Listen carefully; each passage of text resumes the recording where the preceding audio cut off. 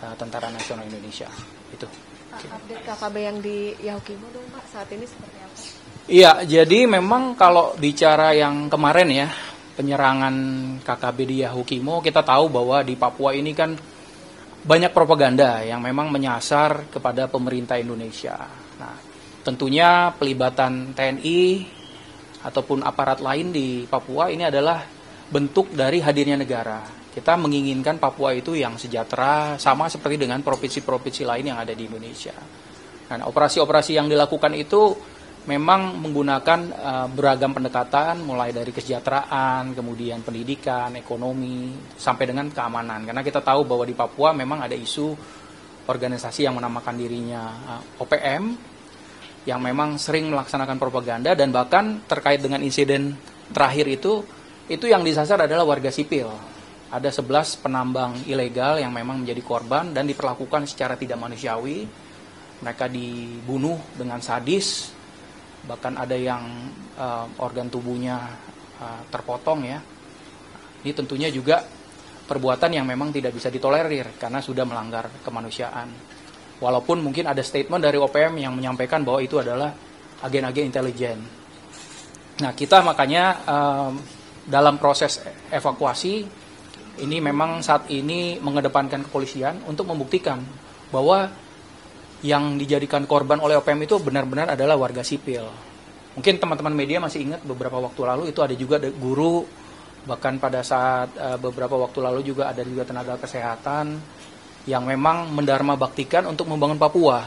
Tapi memang susah ketika ada organisasi yang punya ideologi, ingin mungkin memerdekakan diri dan mungkin punya agen tertentu, akhirnya memukul rata sampai warga sipil pun dibilang sebagai agen intelijen, dan ini tidak benar. Makanya saya klarifikasi, apa yang dilakukan OPM di Yahukimo itu sangat tidak berperi kemanusiaan dan menyasar warga sipil.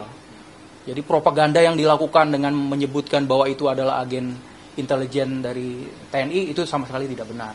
Nah, jadi makanya saya minta tolong teman-teman media membantu juga nanti mengklarifikasi, sehingga bukan hanya di dalam negeri tapi di luar negeri, karena mereka narasinya di luar negeri, mereka banyak punya perwakilan-perwakilan yang secara individu mendekati baik itu dari LSM, tokoh-tokoh pemerintahan untuk menyebarkan propaganda.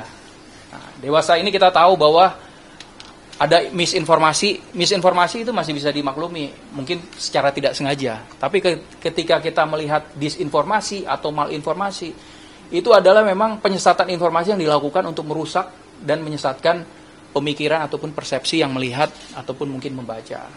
Jadi nanti tolong teman-teman media membantu menyuarakan apa yang memang terjadi di sana. TNI pada prinsipnya selalu akan menjaga kepentingan negara Kesatuan Republik Indonesia, baik itu untuk kedaulatan, keutuhan wilayah, dan keselamatan bangsa. Masyarakat sipil, baik itu yang orang asli Papua ataupun yang pendatang di sana, itu adalah tugas TNI untuk menjaga, karena itu bagian dari keselamatan bangsa. Dan Papua sendiri merupakan wilayah teritorial Indonesia. Oleh karena itu jangan sampai nanti karena ada propaganda, ada pernyataan yang menggunakan video dokumentasi, kemudian disebarluaskan ke luar negeri, terbentuk opini seakan-akan itu adalah benar. Banyak memang disinformasi yang beredar, apalagi dengan ada media sosial, yang digunakan narasi-narasi yang menyudutkan pemerintah dan TNI. Nah, saya berharap memang masyarakat ini bisa lebih jeli lagi, dan tentunya kita tidak bisa hanya bekerja sendirian, Kemhan dan TNI.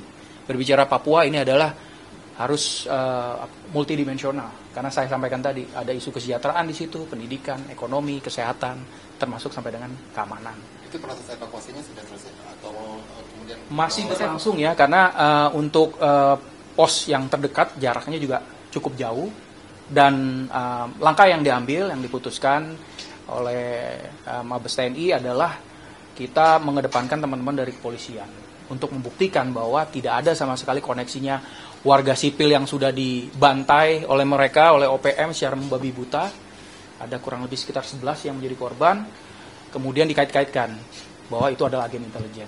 Nah, tentunya kita berkolaborasi dengan semua pihak, baik dengan penegak hukum, pemerintah daerah, dan seluruh stakeholder yang ada di Papua untuk menjaga stabilitas yang ada di sana.